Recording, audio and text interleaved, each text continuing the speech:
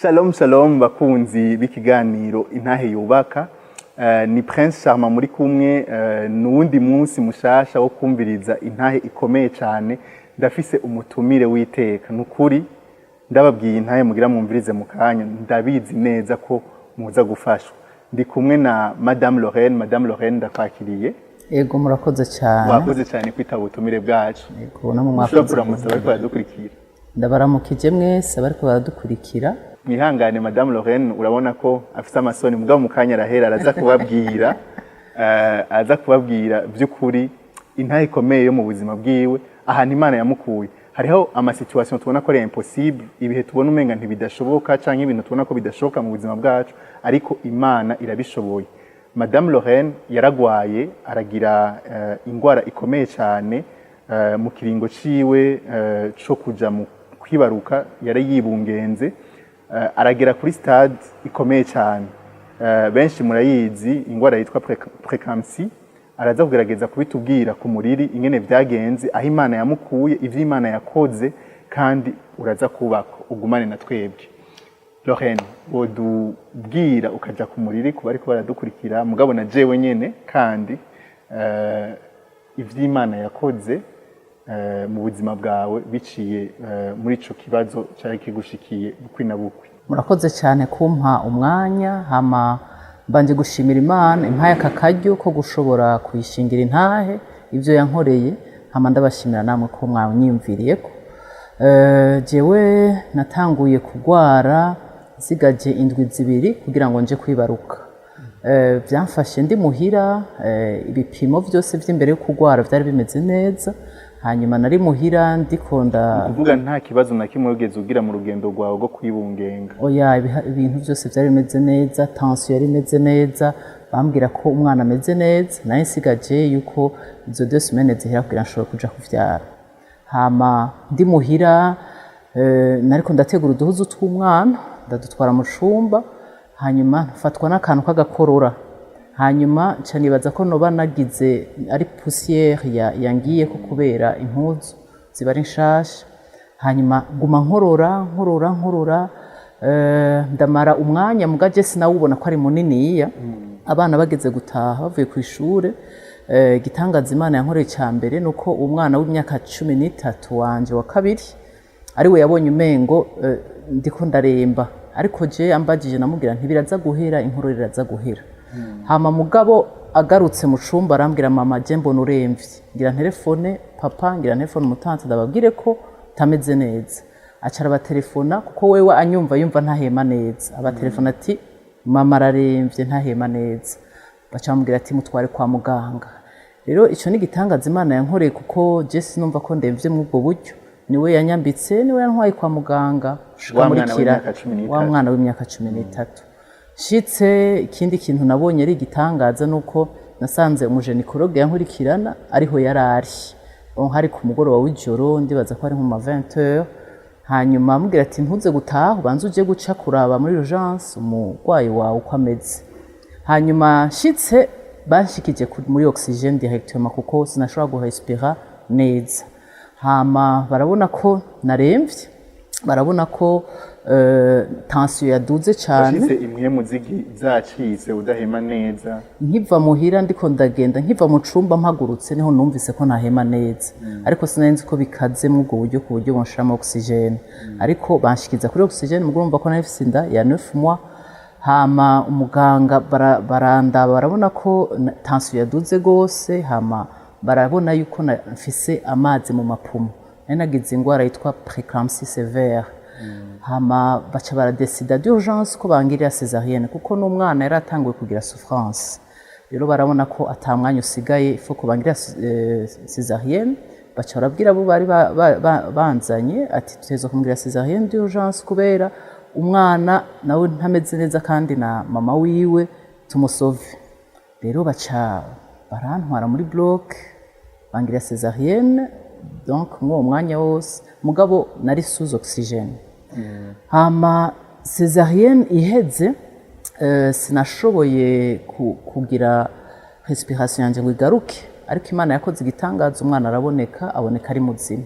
ariko respiration ntiyagarutse jewe ubwanje kandi na tension yagumye iri hejuru rero birabenketa abaganga kandi babona ko narushe sinza kubandanya nshobora kwihemera jenyine bari bafite inquiétude ko nshobora kubivamo cyangwa kurasha kubera babona respiration ari ntoya cyane. We mu mwanya wiyumva gute cyane ntiwiyumva ntiwaruzi naho uri? Nk'uyo mwanya novuga ko jewe hariho byinshi bimwe nagiye ndafatanya kubera abaganga n'ababimbwira kuko harageze igihe novuga ko ntari consciente cyane.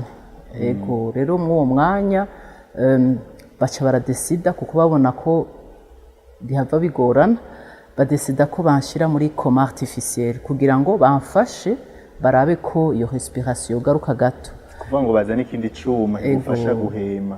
Bon, cyari kimfasha guhema ariko kandi kubera batari sûr yuko ari ivyo vyonyene ngwaye kuko bamaze kubona afise amazi mu mapumo tension yaduze baribaza ko hariho n'ikindi kintu kuko donc vyarabagora gukadra rero bavuga ati kugira kame magarukana respiration reka tumushire muri coma artificielle.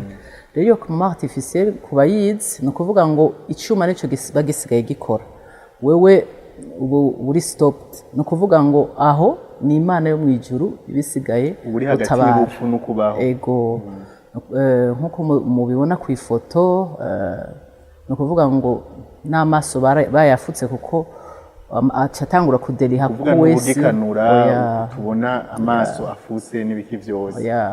No kuvuga ngo icyuma nico kiba gikora. Hanyuma mw'iryo joro narasubiye ndaremba abaganga barabona ko uyu muntu ahava duca mu myanya y'intoki. Umwana mugabo yamaze kuvuka umwana yari yamaze kuvuka aho hama barahamagara umutante twari twazananye n'umugabo wanje baramubahamagara babwira ati burya uyu muntu wanyu mwamuzanye muteba muri sansi yo kuvuga ngo kurazi ko abaganga rimwe na rimwe badufasha ugasanga ntibakududurira.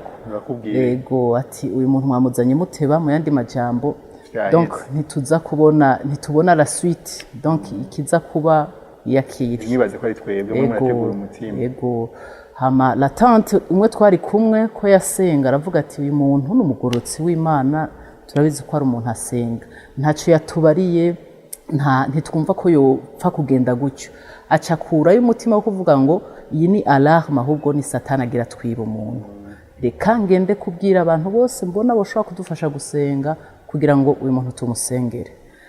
Bon ntibyari byoroshe hama n'iryo joro arashobora gukontakta niho yabwira bene data turi kumwe mu ishengero batandukanye ati ndabasabye dusengere Madame Lorraine araremvye mu musengere. Rero ndashima Imana ku basenze barashoboye gufata umunsi ijoro baragira veye kugira ngo bansengere kuri Imana ibahezagire kubw'uyo mutima. Gute bari kubwiye yuko mu nyuma wamaze kugaruka nubwo bitarahera mu ntahe wiyumvise gute wumvise yuko hari abantu bashoboye kugusengera?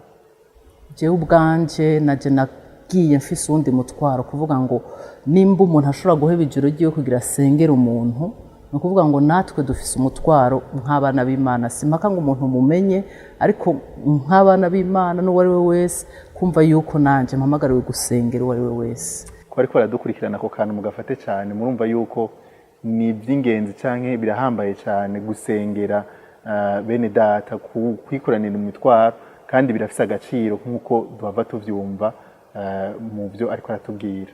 Ego no kuvuga ngo ya Mana ba Petero ishengero ry'abasengera bakabona no kuri iyo Mana yarangaruye.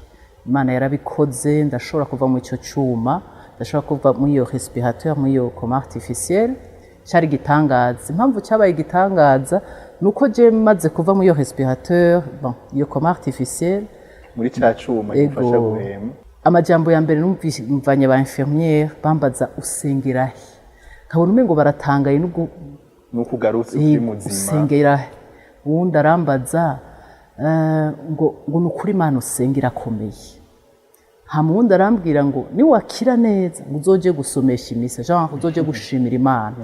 Ivyo byose ndabigumana mbwa naho nari mvuye muri iyo respirateur respiration ntiyagarutse neza mugabo deja yari pa idasanzwe kuba mvuye aho hantu hari hagati y'urupfu n'ubugingo. ko nawe wengira wari urushe wumva umenga ico cuma nyene kiko kirakuremera.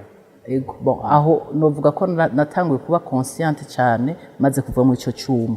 Niho rero baca bansubiza kuri kajya ka oxygene gato, mugana arako narakamaze ku iminsi, hamaragera igihe numva nanje ntanguye kuruha.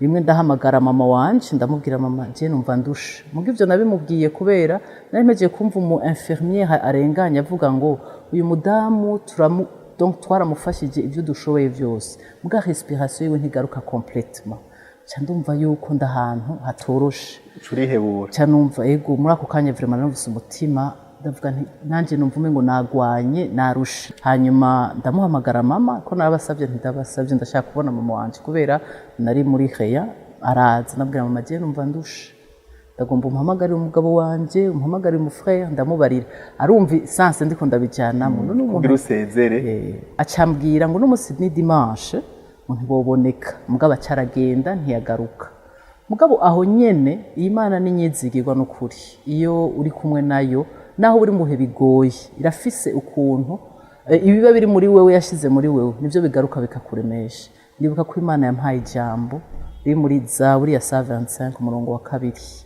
nk'uko imisozi ikikuje Yerusalemu ni kuhora akikuje abantu biwe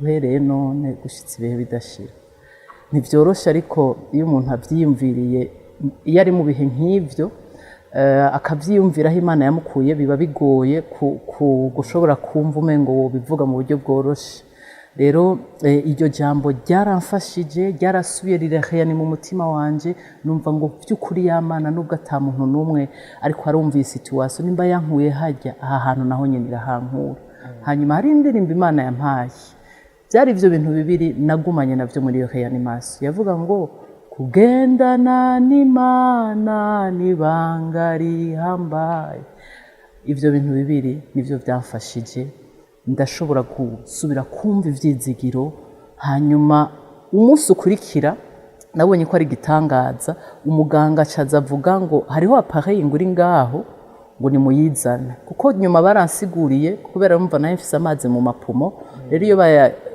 bayadrenya akagahera amapumo rero yaciye afatana nico gituma rero respiration byari bigoye kwigaruka ubwo mwanya nyene ico cuma bansigure ko cari ico nko gustimira amapumo kugira ngo yaguke ariko cari icuma kibabaza cyane cari icuma kibabaza cyasaba ko ndakijamo après 4 heures mu masahane byagusaba muri ico cuma ariko nshima Imana je nabonye ko ari gitangaza kuko umuganga bon sinzi ko bari bavyiyumviriye avant ariko je cyambereye nk'inyishu kuko batanguye kukinshiramwo respiration yacitangura kugaruka kugera ndashobora kumera neza rero nukuri ndashima Imana ko yankuye aho hantu maze kuva muri Heya intahe zitandukanye z'abainfirmière umuinfirmière akambara ati wewe uri umuzuke ngaha hageze ko tuja kuri ha facture je sinagiye wagiye yamubajije ati uyu muntu ugire uri iyi facture aracariho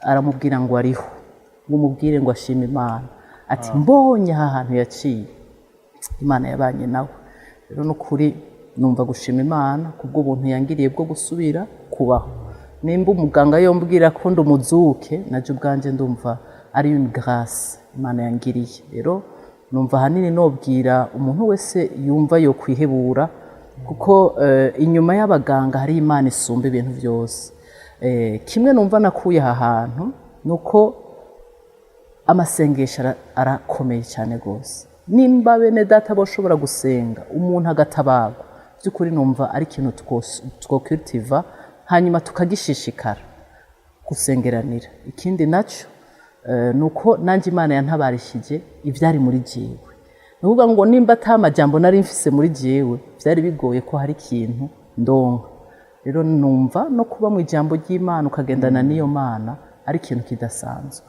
yego murakoze cyane inyuma y'abaganga hari iyindi Mana inyuma y'ubusa hari iyindi Mana n'inyuma y'ico kibazo ubona umenga kirakomeye cyane ubona ntufise aho uri buhungire hariho Imana ishoboye urakoze cyane Madame Lorraine kuri ntaho dushikirije wakoze kandi ndabashimiye namwe ko muradukurikira, tuzosubira mu kiganiro gikurikira, twizere ko mwafashijwe. Uwatarizera Yesu Kristo mwami n'umukiza mu bugingo bwiwe naka karyo, kuko niwe yabikoze, niwe Mana, ariteguye kugira neza, ariteguye gutabara. Imana ibaheze.